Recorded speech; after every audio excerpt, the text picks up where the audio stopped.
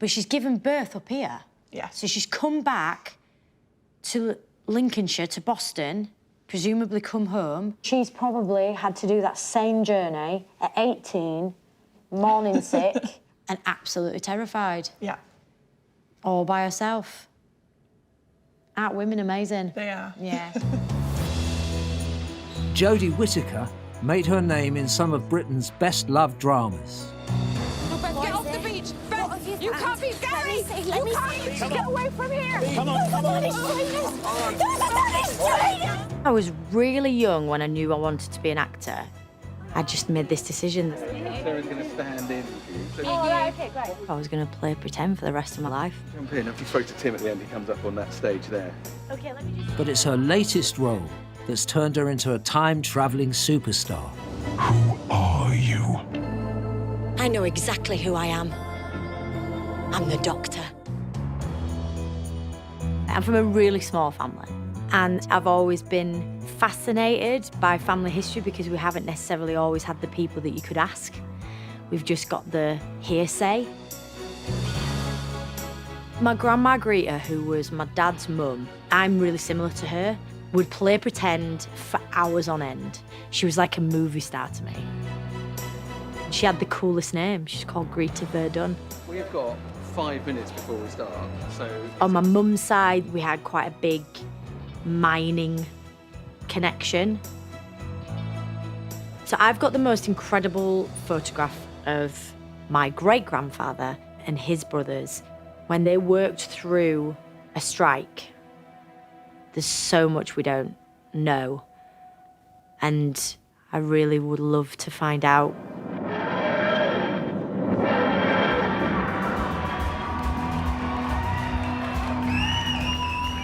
So that is a fair entrance. That is my beacon, Emily Moore Mast. Jodie is on her way home to West Yorkshire, where she grew up and where her mum and dad still live. As soon as I can see the mast, I am 20 minutes from home. So I'm from a village called Skelmanthorpe. So Skelmanthorpe has got a really lovely nickname called Shat. Round here I don't get, oh, you're that girl from the TV, aren't you? I get, are you Adrian Whittaker's daughter? Are you that Shat lass? You from Shat? You a Shat lass? And you're like, yeah.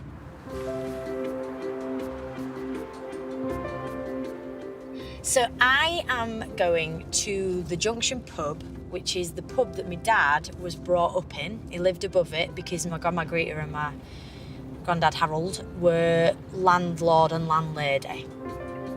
Jodie's meeting up with her mum and dad. Hi, guys. Hello.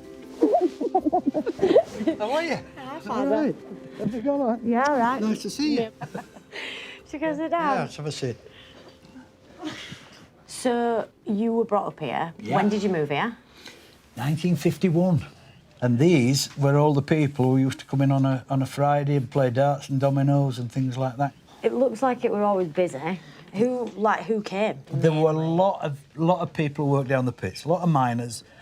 The pit gates are at the back here. I didn't know that. Yeah. Now that is your granddad, my dad and mum. There's Greta in all her glory. That's right, that's my mum. She was born to be a landlady. She yeah. just was it. Yeah. She loved company. She loved Hosting. Yeah, she Yeah. did. Absolutely, she did. She always had, it didn't matter what time of day, full face of makeup. Yeah. And these little... A Cupid's bow. She used to draw it above her Yeah. lip line. She's from London originally. She was from Finchley, and she met my father during the war in the early 40s. She was the youngest Your of, grandma I was think, the 8 or 9. Did I ever tell you about her middle name? And the day she was born, one of her brothers was killed in the First World War. Yeah. Right? And he was killed at the Battle of Verdun in France. Yeah. And I think as a gesture, her parents put Verdun in as her middle name, Greta, Verdun, Bedford. So what do you know about Grandma's, like, parents or brothers and sisters? Well, when she died, I didn't know much up to then, but when she died, we found this. Now, this is quite interesting. Have a read of that and see what you think. So this is definitely a list from Grandma because it's her handwriting. Dad George Henry Bedford, mum Elizabeth Frances, maiden name Clements. Walter, eldest son, died in First World War. It was Walter who had died at the Battle of Verdun. Oh, right, wow. I bought a book on the Battle of Verdun, and I've got that at home, and I created a file, right? And the file is Greta Verdun Whittaker, right? Now, can I say now that there's bugger all in it? I don't want Did you you not to... do your homework? Wait. Hold on. No, I haven't done out on this. This is why I have an attention span of a gnat, because you obviously have a really short attention span. Yeah. Hopefully, we'll be able to get you something to stick in your book. Lovely. Jodie's been told that her grandma, Greta Verdun Bedford, was named Verdun in tribute to her eldest brother, Walter, who died in the First World War. And she's found out that Greta's parents, her great-grandparents on her dad's side, were George Bedford and Elizabeth, or Eliza, Clements. Jodie wants to start by looking into her great-grandparents. So if I type in my great-grandfather's name into the census, George Henry Bedford, hopefully I'm going to be able to find out some more details. I do know that at some point they've lived in Finchley, because that's where my grandma was from.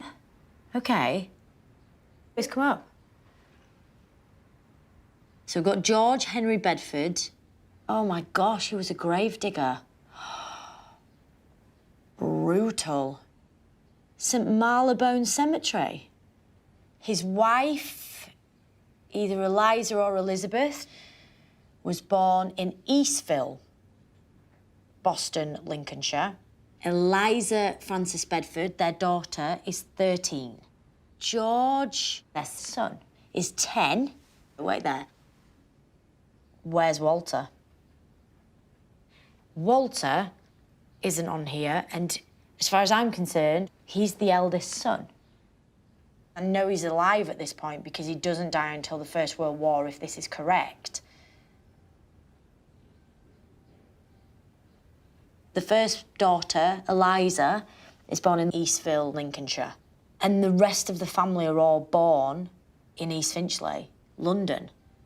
So Walter, I'm kind of thinking is still in Eastville, Boston. Presumably, he's old enough to be on his own. Also, usually, firstborns are named after the dad, I think, traditionally. But what's interesting is the dad is George and their eldest son was Walter, and it was their second son they named George. I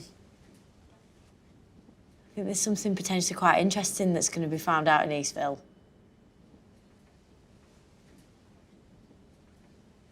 Oh, my mind's whirling now. Jodie is on her way to Lincolnshire. This is pretty flat. She knows that her great-grandma Eliza was born in Eastville, and she's hoping to find some trace of Eliza's eldest son Walter in the village.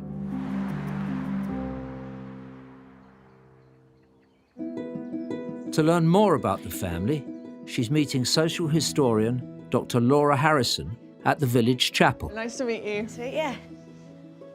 Perhaps if we start with the census from 1881 for Eastville. So here's Eliza, my great-grandmother. Yeah. She's 5. Yes. OK, so we've got Sophia, her mum, who's my great-great-grandmother. Yeah. She is bringing up 5 children. Yeah. So this is from 10 years later, the census in 1891. OK, so Lizzie Clements is Eliza. Yes. So she's now 16. Yeah. And is this the same street? No, so you might notice here. Fulham in London? Yes. 16. Yeah. There's no parents. No, so you can have a look here at So- the family that she's living with and what her position might be. Herman, who's the head of the family, and he's married, and his wife is Emily, and they've got 2 sons, Philip and Augustus. And then we've got Lizzie Clements, and what does that say? So that says servant. Wow.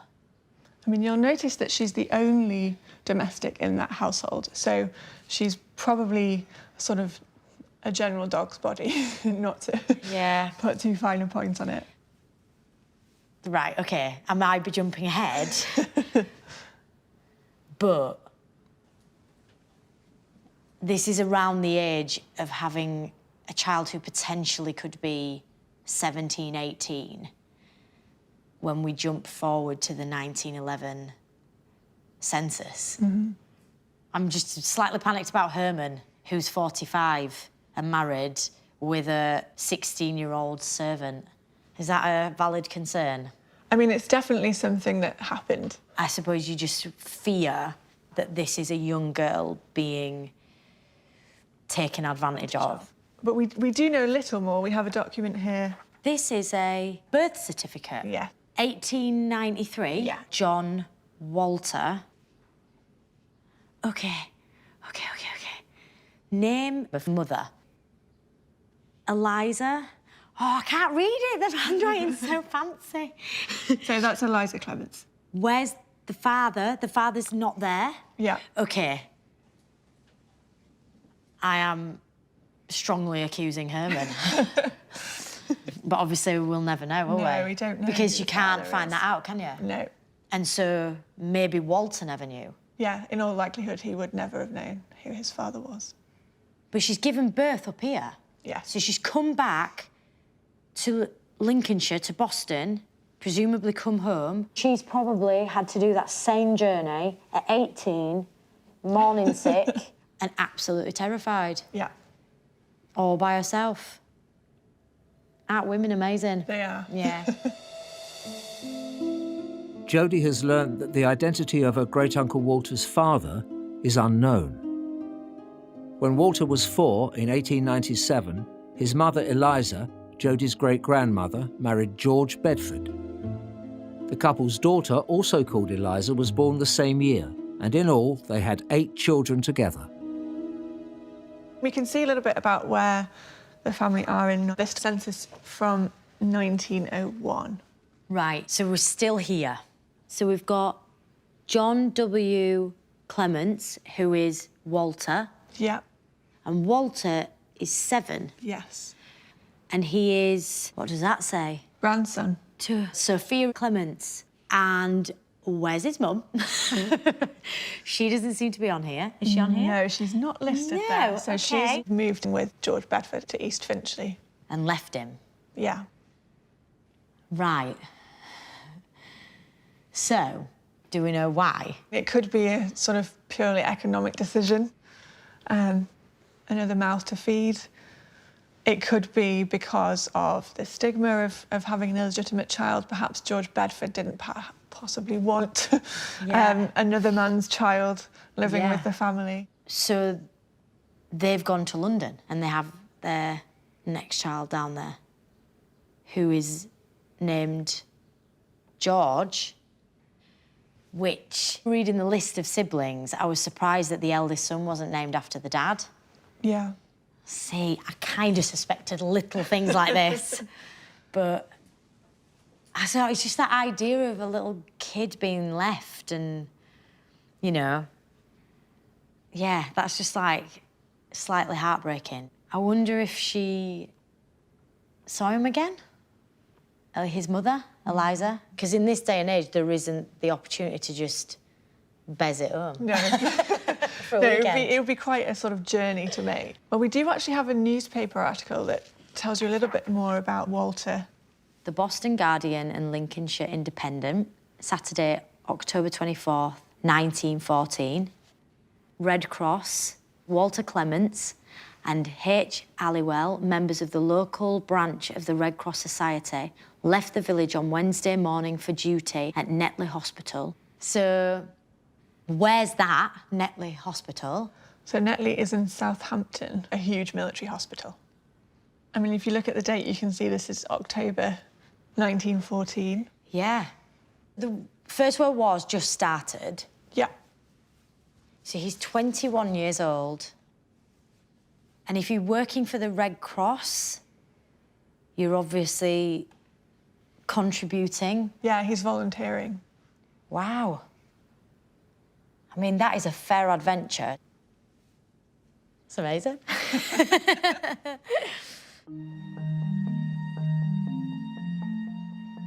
My great-uncle Walter, his identity's been decided since before he was born. He's a child born out of wedlock to a teenage mum who's then moved away. And that will have been his entire life, and everyone knowing that. And whereas the idea of moving to somewhere brand new, you can be who you want to be.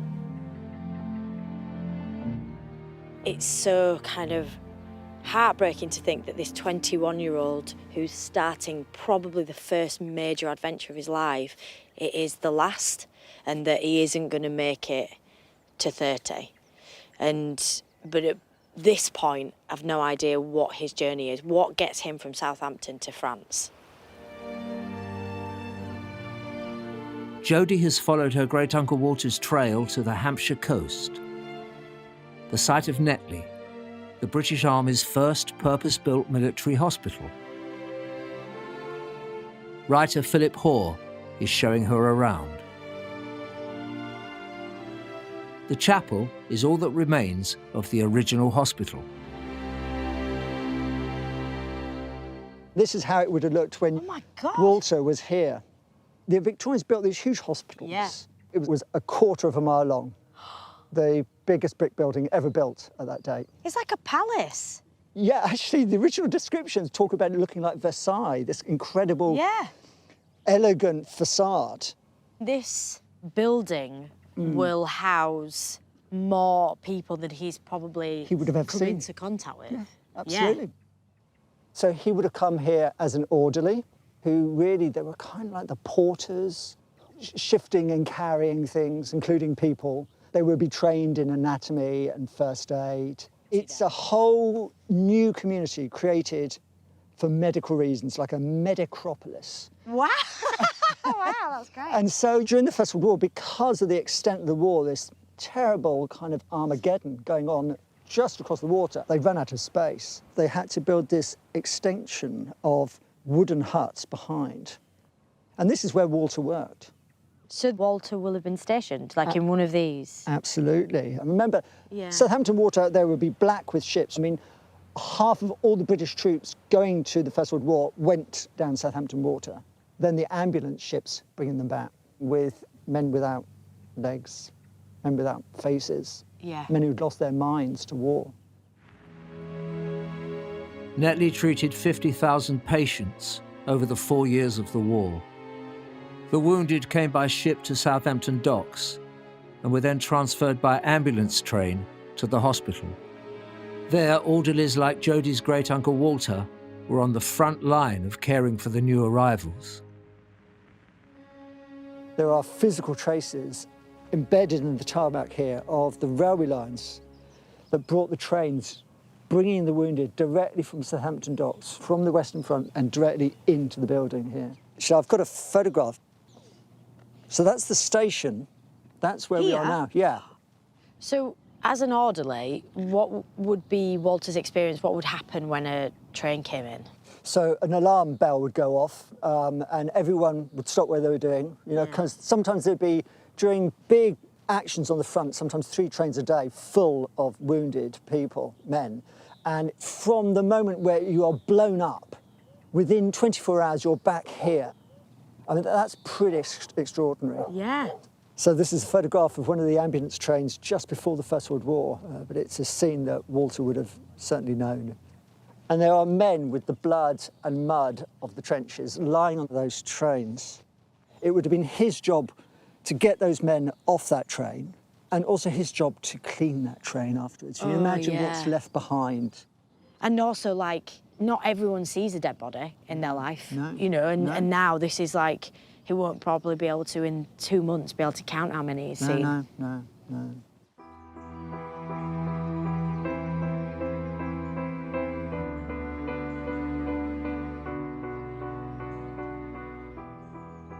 So my timeline so far is that in October 1914, Walter leaves Lincolnshire to come here. And then from there, I know he's worked as an orderly, but I don't know anything else apart from the fact that he loses his life in France. In fact, he enlists the following year, towards the end of 1915, voluntarily. Does he? In the Hussars, and goes off to France. So he spent a year here. Pretty much, yeah. And he volunteers to go. That's incredible, isn't it? The only thing I can think of with that is, like, you can't cope with the suffering of everyone else, that, like, you just have to do something. It's so weird because the only connection I have to this person is my grandma Greta, and I was really, really close to her. But this person is now completely alive in my mind and is a living, breathing soul. And I'm much older than him. So, like, I've got that kind of weird thing of this young man that you want to scream at and protect and go, like, don't do it.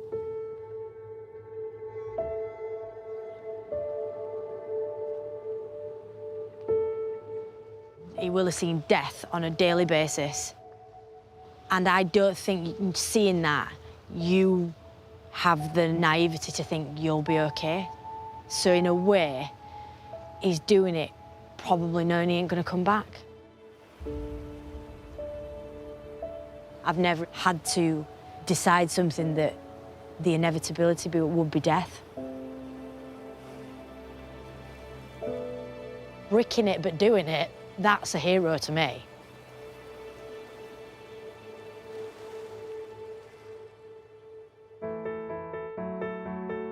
To discover more about her great-uncle Walter's fate, Jodie has come to the archives of the King's Royal Hussars in Winchester. She's meeting military historian Dr. David Kenyon. I'm David. Hi, nice to meet you. You too. Come on in. Thank you. Walter served with the 10th Hussars, a cavalry regiment.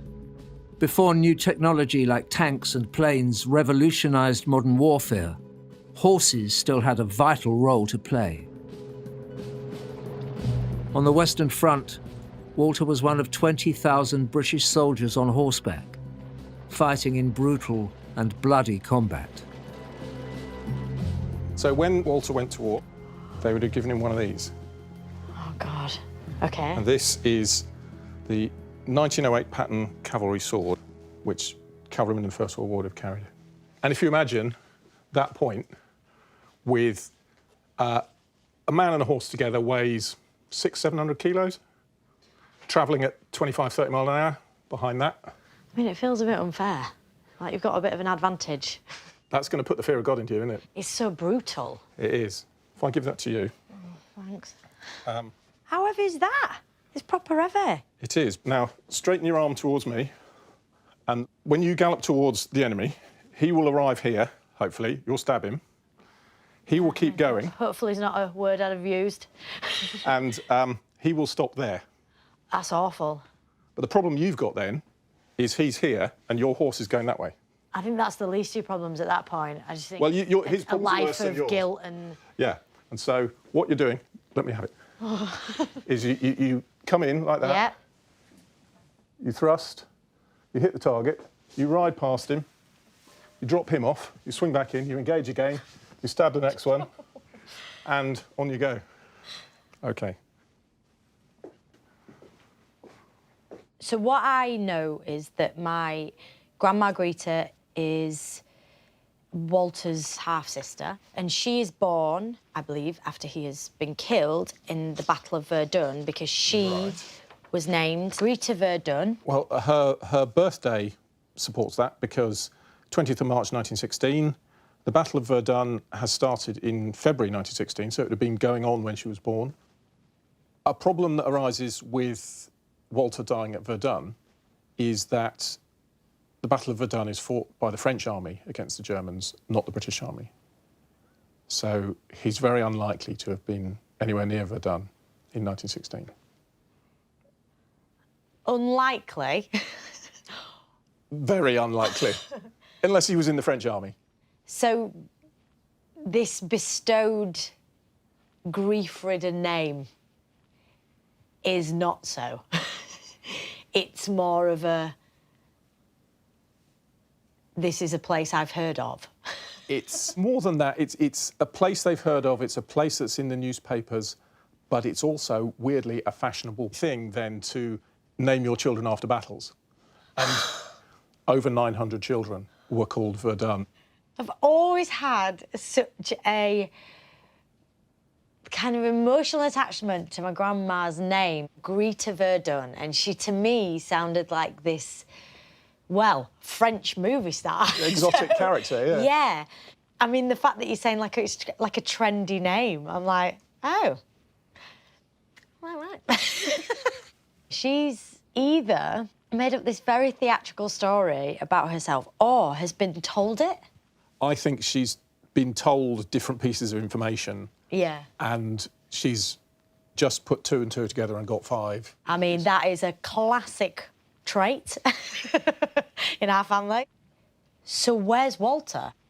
Still alive? Yes. Still serving? Still serving in the cavalry, yes. The 10th Hussars are involved in a particularly significant battle in the spring of 1917. We do have this book here, and this was written by a private soldier with the wonderful name of Private Rainbow. And he was in the 10th Hussars as a private soldier, so he would have been in exactly the same job as Walter was. As we approached a village, Monchy-le-Preux, many dead were littered about, both friend and foe. I saw one poor fellow, still conscious, holding the stumps of what was left of his legs. Oh, it's harrowing, that. Presently, an aeroplane located us, and then our troubles began. If that's your troubles beginning. The enemy put a barrage on the village, and everything became chaos. And I really thought my end was near. Soon, most of the horses were killed, or so badly wounded that we shot them out of their agony. And the blood mingling with the slushy snow ran down the gutters. Poor old Charlie. One piece of shell pierced the thick part of his neck, and his blood spurted all over me, and another piece went right through his hind quarters, but he scarcely flinched. The horses behaved like perfect heroes. That's really moving. And you have to imagine that somewhere in that village is Walter, having that same experience. I do not expect to discover that he's walked away from this. So it's really harrowing. We have another history of the 10th Hussars here. Names of officers and other ranks killed and wounded are as follows. Died of wounds, missing, believed killed, wounded. Oh, he's not there. Shall I keep going? Keep going. OK. There. Is that him? Is that him? Yeah. Is it? Yep. Private Clements. So he's wounded in that battle? Yes. My immediate morbid curiosity is, what is his injuries? And also, are they life-threatening? And does he get to go home? We don't know exactly how severe his injuries were. OK. But we're fairly sure he was evacuated back to England. So in that, there's a sense of massive relief for someone I have never met. Jodie has learnt that in 1917, her great-uncle Walter returned wounded to Britain. And she's discovered there's no truth to the family story that he died at the Battle of Verdun. The relationship between Walter and his mum, it's much more disconnected than I thought, that bond. I thought it was intense, so much so that she named her youngest child after him. But in that being not the case, that leaves it all a bit adrift. I really hope to be able to find out something that connects them, and there's letters of comfort, there's contact, there's something. Because otherwise it just feels so brutal and lonely.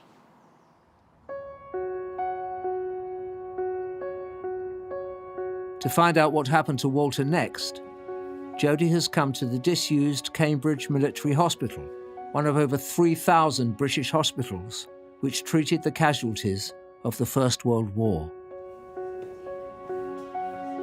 She's talking with medical historian Dr. Emily Mayhew. So what I know so far is that my great-uncle Walter was injured in battle. Do we have any idea what's happened to him? We do. We know that he's got a wound in his thigh, and it was bad enough to take him all the way back to Blighty, back to England. And then the thigh injury, he recovered from it, and he recovered to the point at which he was sent back to the 10th Royal Hussars. And they tell him he's going back, or he says, I can go back? He says, I can go back. He says, I can go back. Would he have been given the chance? Yes, he would. Yes, he would. At that point, with that kind of injury, he would have been given the opportunity to serve in a capacity in the UK, or he would have gone back to rejoin his unit. Wow.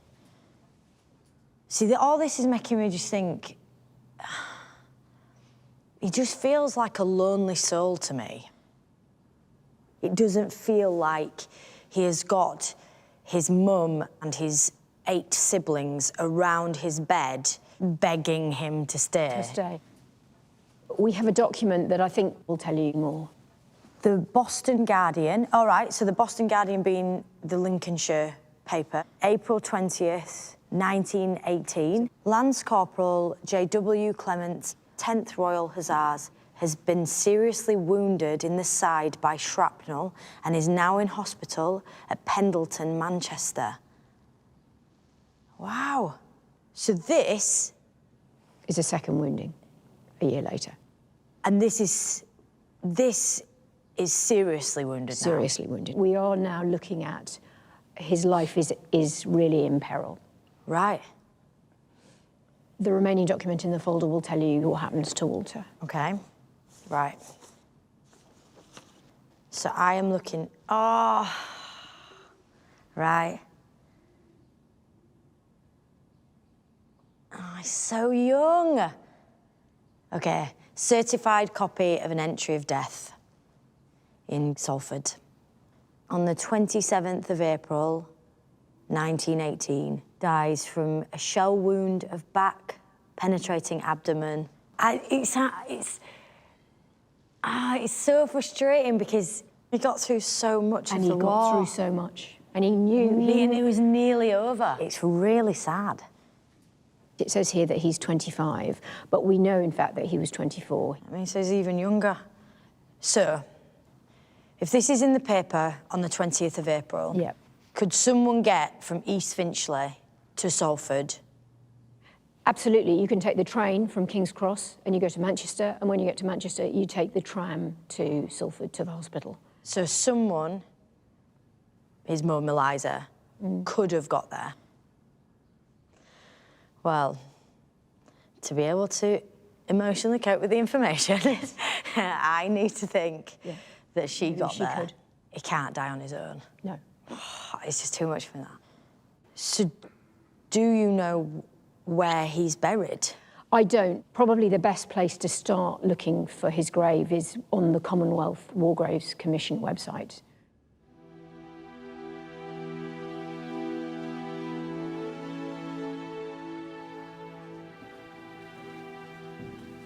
The next thing I want to do is I want to find out where Walter's buried.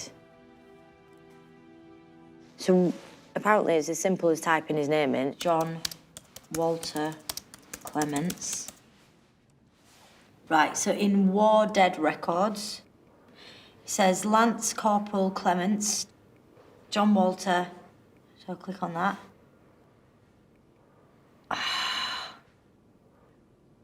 Okay. Oh, man. He's buried in East Finchley Cemetery and St Marylebone Crematorium, which I know is where his stepfather, George Bedford, my great-grandfather, and Walter's mum, Eliza, my great-grandmother, live, and George is a gravedigger. In that cemetery, that's going to make me cry. John Walter died on the 27th of the 4th, 1918, aged 24, and the 10th Hussars, son of Mrs. E.F. Bedford, which I know is my great-grandma Eliza Frances Bedford. There feels like there's been an involvement here from Eliza, that she knew he was in that hospital, and that then she got to bring him back to her home. And for the rest of her life, oh God, so upsetting. She has her 9 children around her. And for those other children, they've got this place to come to and to celebrate someone's little life. I'm slightly feel like a bit desperate to go. Because I really, really want to visit the grave.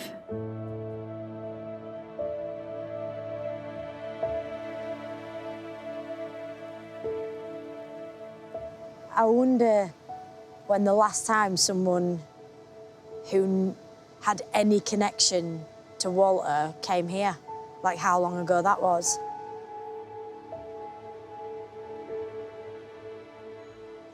Oh, wow. 10th Royal Hussars, Lance Corporal J.W. Clements. Knowing that East Finchley was where my grandma was from, but then discovering that Walter actually never, ever lived here, and we don't even know if he visited. I'd like to think that he did. The only time Eliza and Walter were close, and physically this close from him being a toddler, is in death. And it's just really sad and feels unfair that that's how it had to play out. To have this here, it feels like the family is connected. There's no doubt in my mind that Eliza and George and those children stood around this.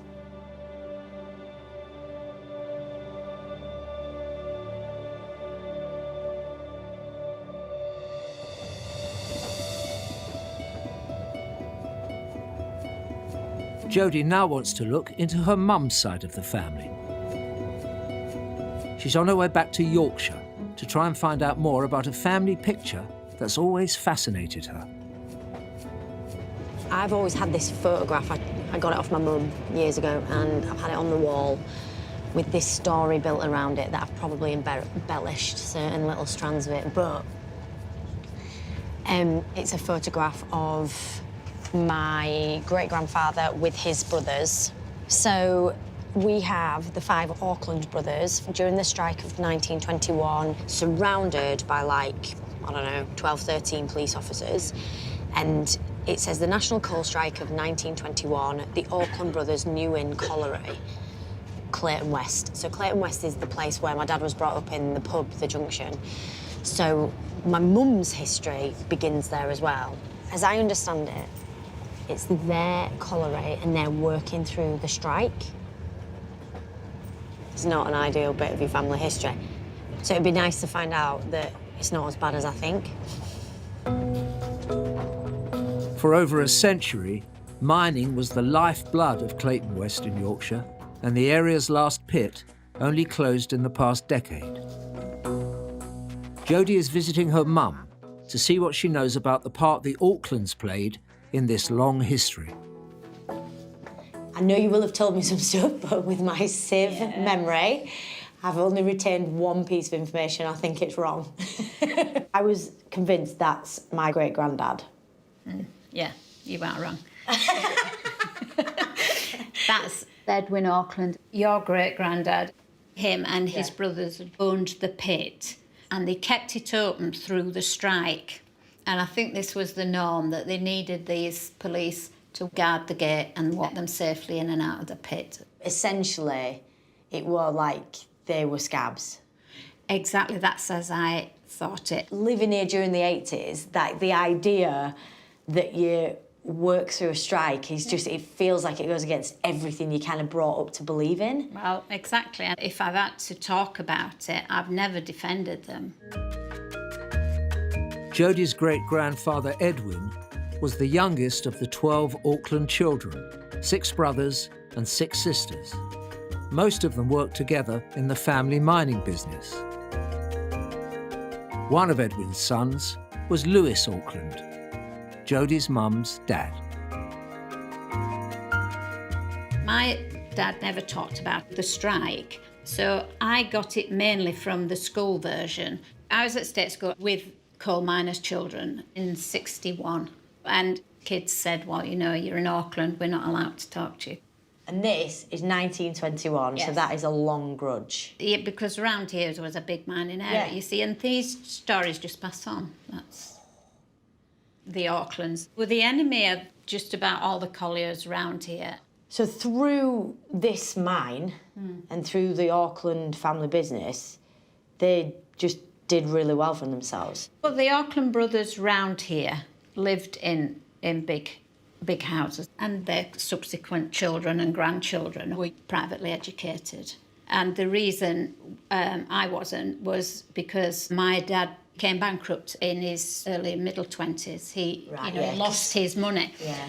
With the brothers, do you know how far back their money goes? If you look at this is Edwin's marriage to Doris Morton.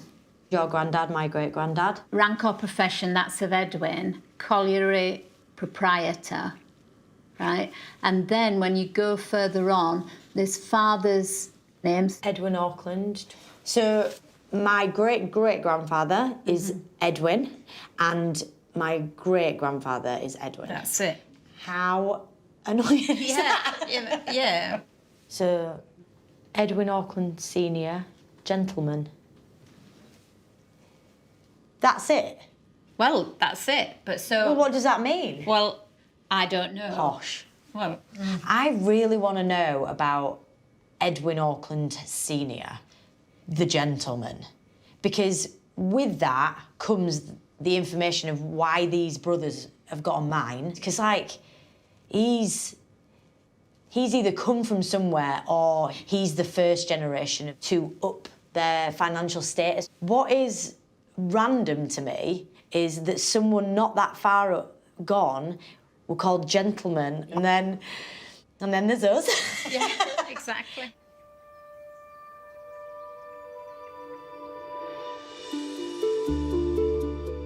Jodie has come to the National Coal Mining Museum near Wakefield. Morning, Phil. Morning. What's your step, please? Mind your head when you get on. We better turn. Pete Wordsworth, an ex-miner and tour guide, is showing her around.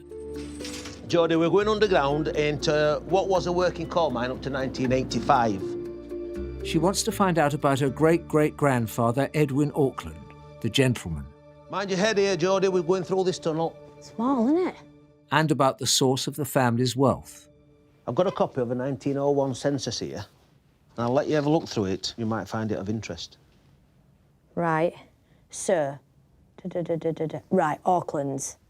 So we've got Edwin Auckland. So in 1901, that is my great-great-grandfather, isn't it? Yeah. So that's head of the family. Yeah. 47, married to Jane. And then they've got Edwin Auckland, who's 3, who's my great-grandfather and the youngest of 12 children. So, on profession and occupation, Edwin Auckland Senior.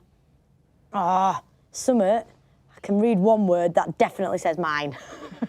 It's coal miner. Coal miner? Coal miner. What does that say? Hewer. The guy who actually digs the coal with a pick. So it could be in maybe 0.4, 0.6 or 1 metre of coal, laid on his side or laid on his stomach, digging coal by hand with a pick. And he's paid on the amount he gets, so the more he gets paid. Right. So I've scanned down here. So John W., the eldest son of Edwin Senior, one of the brothers is coal mine, and that says Hewer as well, doesn't it? Right. So then the next brother down, what does Herbert do? That's a ropeman. A ropeman is either transporting men or transporting materials. Right. Arthur is a what? Oh, he's a ropeman and all. So the family typically would work together. So I've got this gap now between 1901 as a very clearly marked that Edwin Senior, my great-great-grandfather, is a worker, and then 20 years later, he's a gentleman. Yeah. That's the bit I really want to know how that happened. Right, well, I've got a document here. I think it might answer some of your questions. Over 50 years in the pit. Death of Mr. Edwin Auckland at Shellywood House. That has to be my great-great-grandfather, and the date on this is January 3rd, Is that 1938? Yeah. Mr. Auckland, who was a native of Cumberworth, began work in the pit when he was 8 years old. Oh my God, that is brutal. And he went on working until he was over 60. During the winter months, when the miners were down the pit from 6 o'clock in the morning until 5 o'clock in the evening, they rarely saw daylight. He had to crawl along from the face, dragging the coal behind him. By the time Jodie's great-great-grandfather Edwin started work, employing a child as young as him in a pit was illegal.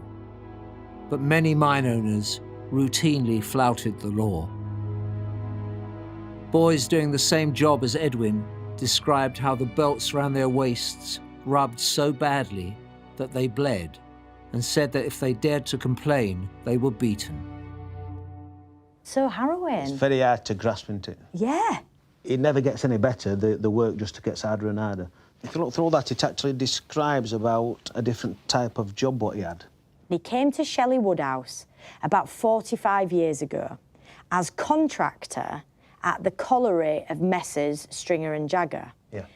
What's a contractor? He's like the boss, what we call the butty man. Okay? Right. His job then is to employ a number of people. For every ton of coal what's produced, the mine owner pays your great-great-grandfather. The more coal they get out, the more they get paid. And what your great-great-grandfather does then, he splits the money up between the people who's working for him. So then if he's got 5, 6 sons who were all at an age to be able to work down pit. It would also employed other families as well. Right. If you're a little bit cheeky, what you can do is you could pay your sons a little bit more than the others. Right. He's now going to start earning a lot more than the people under him. Even in that photograph, he don't look meek, does he? No. But he also looks a gentleman. He does, yeah. He's certainly secure in his achievements, isn't he? Yeah. He's elevated himself, hasn't he? Yeah, and he's letting everyone know. Yeah.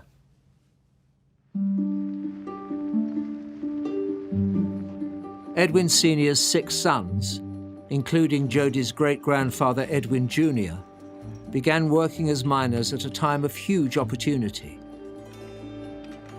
In 1913, the country's coal production was at an all-time high. And during the First World War, coal was seen as vital to British victory, with miners specifically excluded from conscription. None of the Auckland brothers fought in the war. Instead, they were busy building the family business. To discover when they made the leap from miners to mine owners, Jodie is meeting up for the first time with her distant relative, Roger Auckland. A bit muddy. His grandfather was one of the 6 brothers. This is where they used to have a drift mine that went in somewhere down there under that hill. It was the first foray into actually having their own mine. Started in, I think, 1913. It's so funny to me that, though, because I played in these fields and I've seen this all my childhood, and I had absolutely no idea there was a family connection. I didn't even know there'd been a mine under it. Yeah, that's right. Wow. Here they were definitely digging the coal themselves. Right. Yeah. So... They'd employ a few as well, but they were, you know, mine workers. Was this a successful pit? It must have been successful, because then they managed to get enough money together and they purchased the piece of land up on the top there. You see those trees on there? That was called New Inn Colliery. Yes. Yeah. So that's the photograph that I have. With all the police sitting around them. In 1921? Yes, they were the only pit around here producing coal. When you say they were doing well, what would it mean today? Like... Well, they all had big American cars. And, did they? Yes. Which, you know... Jumped up from the straightforward, just working miner to being the colliery owners and earning, you know, proper money. Yeah. And especially when they kept going through the strike. To understand what happened in the local area during the industrial dispute of 1921, Jodie has come to the National Union of Mine Workers in Barnsley to meet Professor Keith Gildart. Hi, Jodie, Keith, National Union of Mine Workers. Oh, cool. Thank you. Right, Jodie, so this is the Miners' Hall. And if you look round the room here, you really get a sense of the history of the British coal industry. Yeah. And also of the politics of the industry. In the aftermath of the First World War, the price of coal slumped. And in March 1921, colliery owners slashed miners' wages by 1/3, returning them to pre-war levels. Most of the country's 1.2 million miners refused to accept this huge pay cut, so the mine owners locked them out of the collieries. Coal production came to a virtual standstill, with just a few small mines, like the Auckland brothers, still working. How much of an impact does it have on the families and the miners when you're not bringing money home? It has a huge impact. You can see from this newspaper extract that we've got here. Leeds Mercury, Monday, April 18th, 1921. Barnsley distress, miners' wives begging for the hungry children. This is here. Yeah. The effects of the stoppage in the Yorkshire coalfield have already touched poignant levels. The larders of thousands of households are all but empty. So are the coal cellars. The weather is bitterly cold, with sleet and snow falling. So the lockout has only been going on for a month at this time, so it goes on, you know, to another 2 months after this at least. So you think of the levels of distress that we're already seeing. That becomes even more acute as the dispute goes on. So why did it end? Effectively, the miners are starved back to work. It's a defeat. After all this, you have starved, your family has starved. They go back and it's a defeat. Yeah. So in some ways, 21 is a dress rehearsal for the much bigger dispute that we find coming up in 1926. Right. Britain's miners were locked out again at the end of April 1926, after rejecting mine owners' demands that they work longer hours for less pay. In solidarity, huge numbers of workers from other industries downed tools. The general strike involved 3 million workers, making it the largest industrial dispute in Britain's history.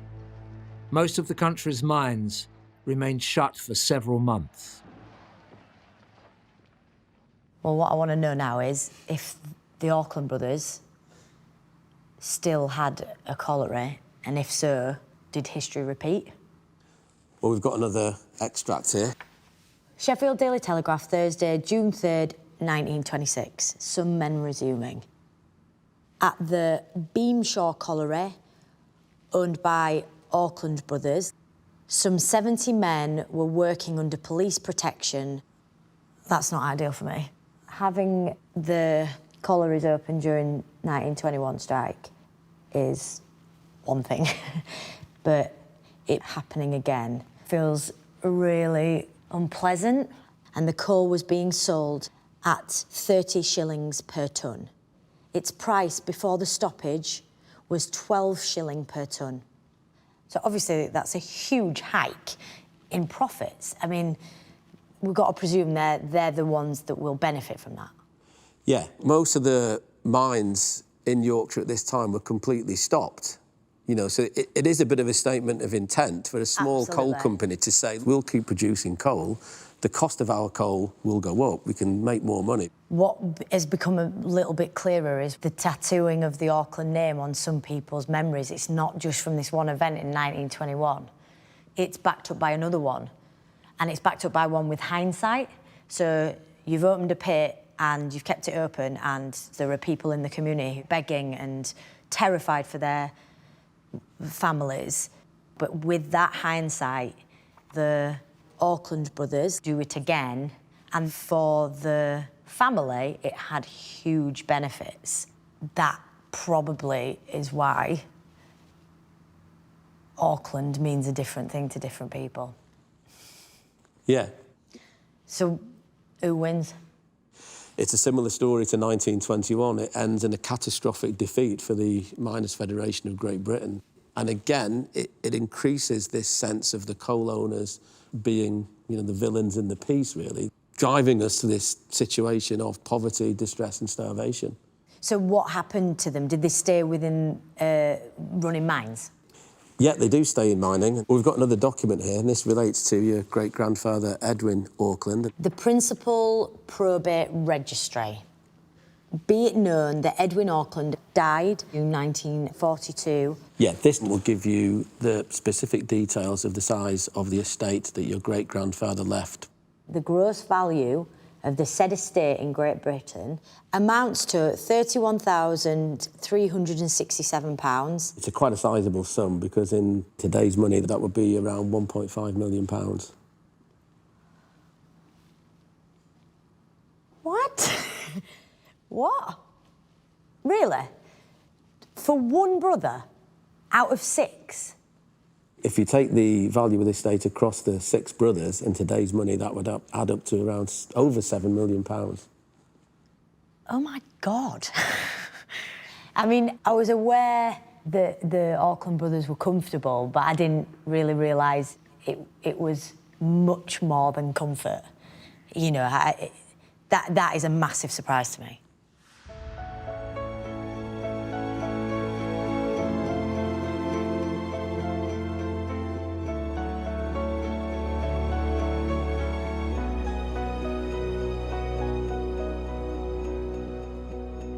So there's a way of looking at this that is just filled with pride, because a man bettered himself and then his entire family, and that family took on that work ethic of grafting and took it to another level and built up this successful business that then looked after generations of that family. That is a huge success from an 8-year-old miner. Really, that's all we are wanting, is to provide, you know, a happy, healthy life for the people around us. But the problem is, it's when it comes at a cost. On your doorstep, there must have been enough families that you saw who sacrificed so much just to try and have their basic rights. I knew it was there. I knew that part of my history was there. And I feel like uncomfortable, because I don't want in any way to sound like I'm being rude towards people at all in my family or anything, but I think it's where you lean emotionally, and I lean that way.